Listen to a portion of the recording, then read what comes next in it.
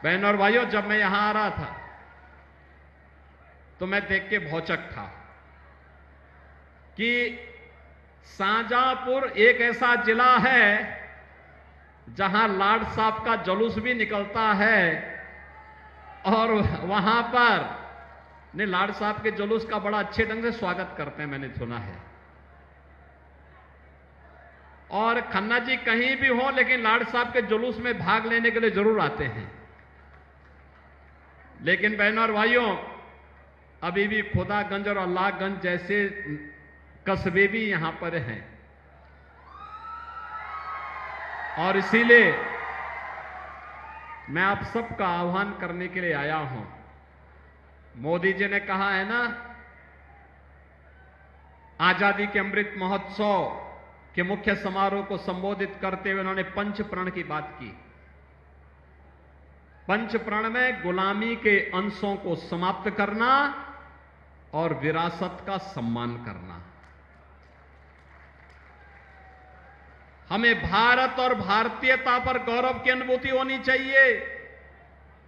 भारत के विकास को हम लोग मन वचन कर्म से आगे बढ़ाने का कार्य करेंगे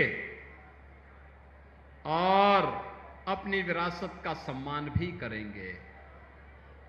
अयोध्या में राम मंदिर का निर्माण हो, काशी में काशी विश्वनाथ धाम का हो, या फिर शाहजहांपुर में अमर शहीदों का भव्य म्यूजियम बनाने का कार्य हो, या फिर शाहजहांपुर के हनुमत धाम में विराट बजरंगबली की प्रतिमा को स्थापित करने का कार्य हो, ये सभी विरासत का सम्मान है।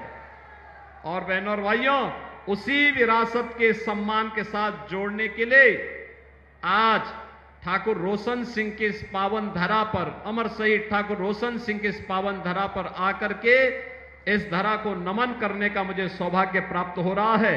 मैं इसके लिए आयोजकों को हृदय से धन्यवाद देता हूं और आप सबके आगमन के लिए भी आपका मैं अभिनंदन करता हूं। बहनों और भाइयों, मैं आज से लगभग 5 वर्ष पहले इस धरती पर आया था। मैं यहां आया था तब ठाकुर रोशन सिंह के नाम पर एक महाविद्यालय के निर्माण के कार्यक्रम को हम लोगों ने आगे बढ़ाया था। बहनों और भाइयों, इन शहीदों के शौर्य और पराक्रम का, उनके त्याग और बलिदान का परिणाम है कि आज हम सबको आजादी मिली है। इस आजाद भारत में हम अपने अनुसार योजनाएं बना पा रहे हैं। बिना भेदभाव के समाज के हर तबके को सम्मान मिल पा रहा है। कोई भेद नहीं है। गांव हो, गरीब हो, किसान हो, नौजवान हो, महिलाएं हो, सबको बराबर सम्मान प्राप्त हो रहा है।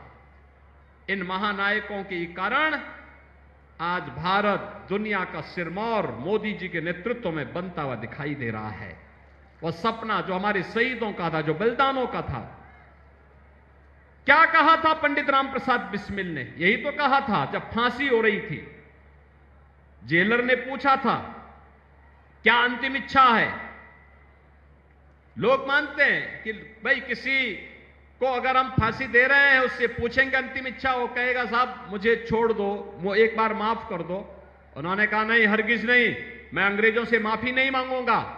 उन्होंने कहा था, मुझे तो एक ही इच्छा है, एक ही इच्छा है मेरी कि मैं बार बार भारत की धरती पर जन्म लूं और जब भी मेरा जन्म हो वह मातृभूमि के लिए समर्पण का हो, मातृभूमि के लिए बलिदान का हो। यही तो कहा था रामप्रसाद बिस्मिल ने। इसी बात को लेकर के आज हम सब आपके बीच आए हैं और यही ठाकुर रोशन सिंह ने कहा था, यही असफाउल्लाह खां ने कहा था। बहनों और भाइयों, एक तरफ इन क्रांतिकारियों का, महाराणा प्रताप से, छत्रपति शिवाजी महाराज से, गुरु गोविंद सिंह जी महाराज हो, महारानी लक्ष्मीबाई हो, मंगल पांडे हो, एक लंबा इतिहास है भारत की आजादी के इन नायकों का, जिन्होंने बिना रुके, बिना डिगे, बिना थके और बिना अपने संकल्प से डिगे गुरु गोविंद सिंह जी महाराज हो, महारानी लक्ष्मीबाई हो, मंगल पांडे हो, एक लंबा इतिहास है भारत की आजादी के इन नायकों का, जिन्होंने बिना रुके, बिना डिगे, बिना थके और बिना अपने संकल्प से डिगे भारत की स्वाधीनता के लिए लोग लड़ते रहे, लगातार लड़ते रहे। जब लोग मानते थे कि अंग्रेजों के कार्यकाल में कभी सूर्य अस्त नहीं होता, लेकिन इनका संकल्प था कि हम अंग्रेजों का सूर्य अस्त करके रहेंगे और भारत की स्वाधीनता का सूर्योदय होगा।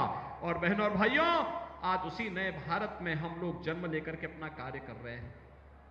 एक तरफ भारत के इन अमर बलिदानियों के प्रति श्रद्धा और सम्मान का भाव रखने वाली भारतीय जनता पार्टी है, और दूसरी तरफ कांग्रेस समाजवादी पार्टी का इंडी गठबंधन। आपने देखा होगा, अभी 2 दिन पहले समाजवादी पार्टी ने मैनपुरी में राष्ट्र नायक महाराणा प्रताप की प्रतिमा को पवित्र करने का प्रयास किया। समाजवादी पार्टी के गुंडे मूर्ति के ऊपर चढ़ते हैं, मूर्ति में महाराणा प्रताप के आन मान शान के प्रतीक भाला को तोड़ने का प्रयास करते हैं, मूर्ति को पवित्र करते हैं, गाली गलौज करते हैं। इस अकबर और औरंगजेब की औलादों को बताया जाना चाहिए, ये नया भारत है। इस नए भारत में राष्ट्र नायकों का अपमान भारत स्वीकार नहीं करता है, नहीं करता है। ऐसे ही समाजवादी पार्टी के गुंडों ने भारत के संविधान के शिल्पी बाबा साहब डॉक्टर भीमराव अंबेडकर की प्रतिमा को भी अपवित्र करने का प्रयास किया। बहनों और भाइयों, अभी भी कभी कभी मुझे लगता है कि कानून का राज स्थापित करने के बाद भी जब चुनाव आते हैं तो इन गुंडों की गर्मी चढ़ने लगती है। ऐसे लगता है जैसे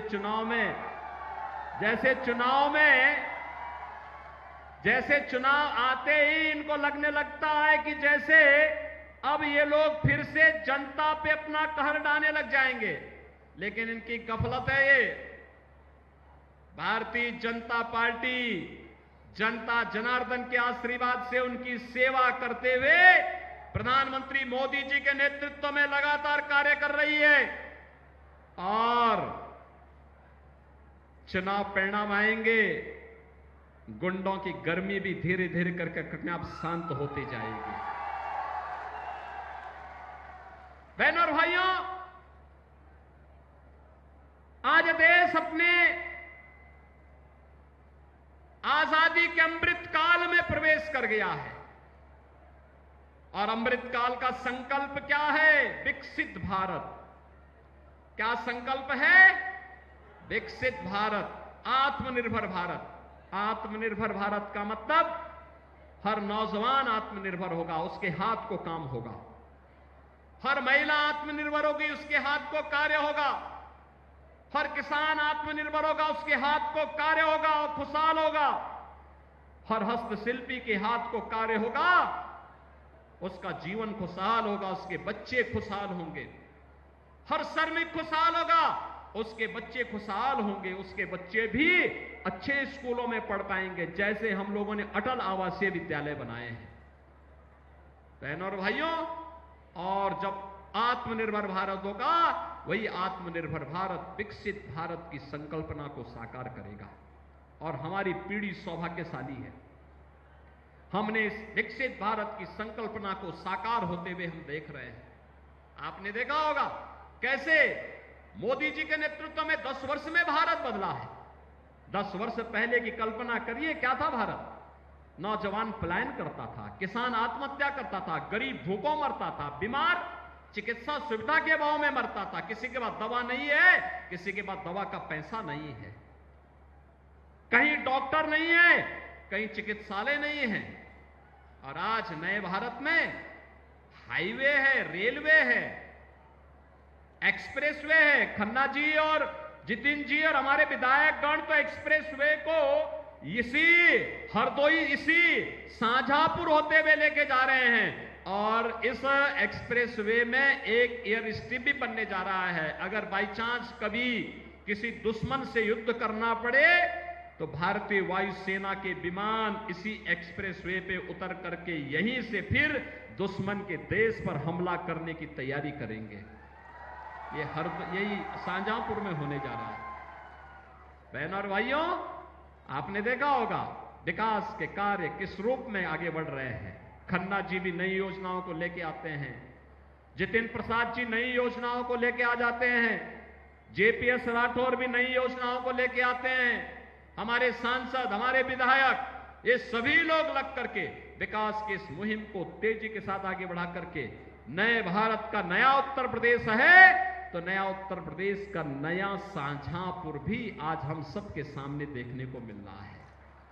बहनों और भाइयों, उसी नए भारत में दुनिया में सम्मान, राष्ट्रीय सुरक्षा पुख्ता, अब तो पटाखा भी जोर से फट जाएगा ना तो पाकिस्तान सफाई देता कि भैया मेरा योगदान नहीं है, मैंने नहीं किया है, मैं नहीं किया हूं, मेरा कोई लेना देना नहीं। क्योंकि से मालूम होता, उसको ये पता है कि अगर देर कर दिया तो कहीं लेने के देने ना पड़ जाए फिर। क्योंकि ये नया भारत है, छेड़ता नहीं है, लेकिन कोई छेड़ेगा तो फिर छोड़ता भी नहीं है। और इसीलिए इस नए भारत में आज हम सब रह रहे हैं। गरीब कल्याणकारी योजनाओं को देखो ना, 80 करोड़ लोग फ्री में राशन प्राप्त कर रहे हैं। कांग्रेस और सपा की सरकार के समय लोग भूख से मरते थे। 50 करोड़ लोगों का जनधन अकाउंट खुल गया है। 60 करोड़ लोगों को 5 लाख रुपए की स्वास्थ्य बीमा का कवर मिल रहा है। 12 करोड़ किसान सम्मान निधि का लाभ प्राप्त कर रहे हैं। 12 करोड़ गरीब घरों में शौचालय बन गए हैं। 10 करोड़ गरीब घरों में उज्ज्वला योजना का रसोई गैस का सिलेंडर पहुंच गया है। और हमने तो यूपी से भी व्यवस्था की है, होली और दीपावली में एक एक सिलेंडर, भरा हुआ सिलेंडर फ्री में उपलब्ध करवाएंगे। 4 करोड़ गरीबों के मकान मिल गए।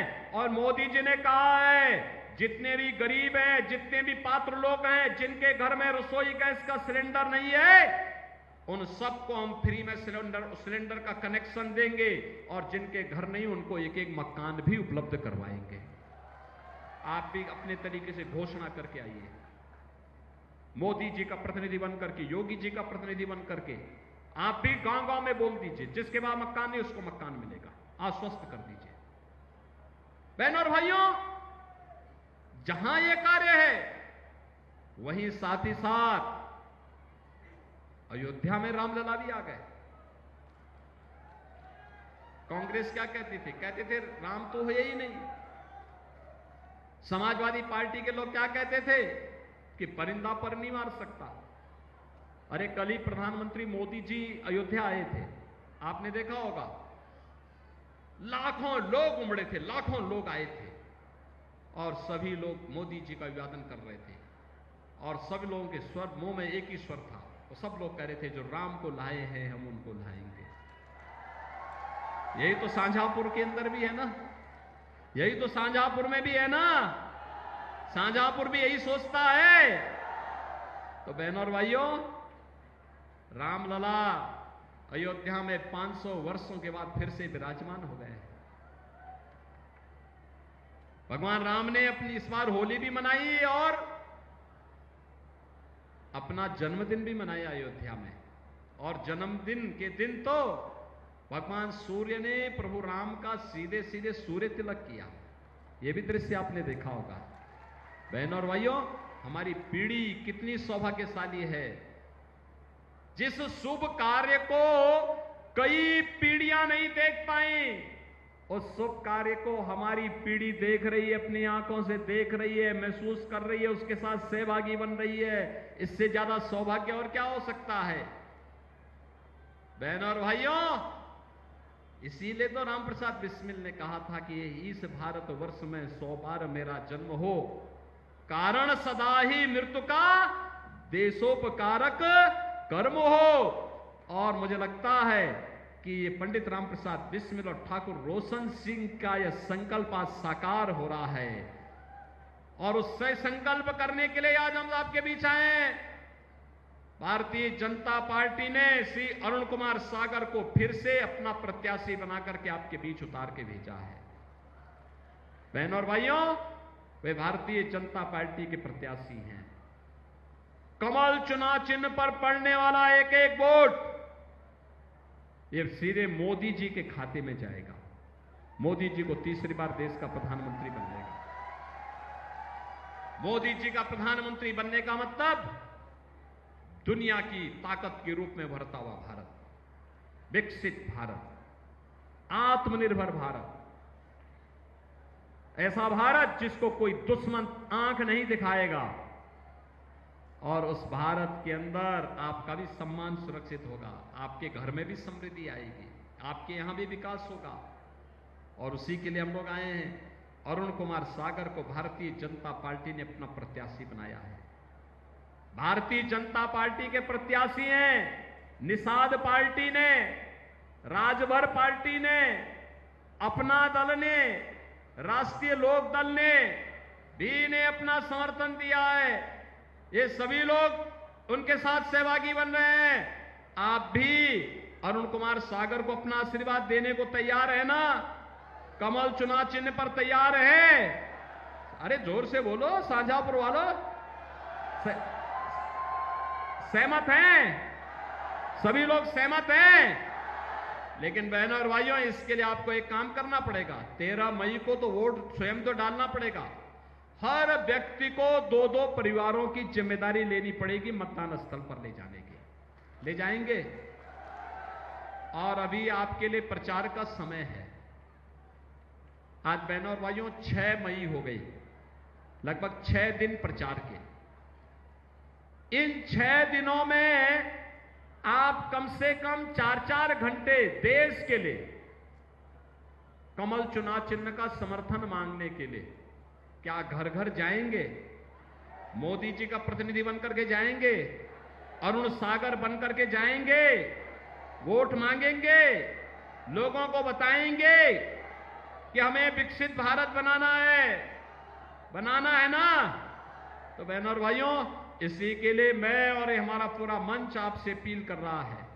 घर घर जाएंगे, मोदी जी को फिर से प्रधानमंत्री बनाएंगे और मोदी जी के प्रधानमंत्री बनाने में शाहजहांपुर का योगदान होगा। इसके लिए अरुण सागर को यहां से जिता करके भेजेंगे। सहमत हैं? सहमत है ना?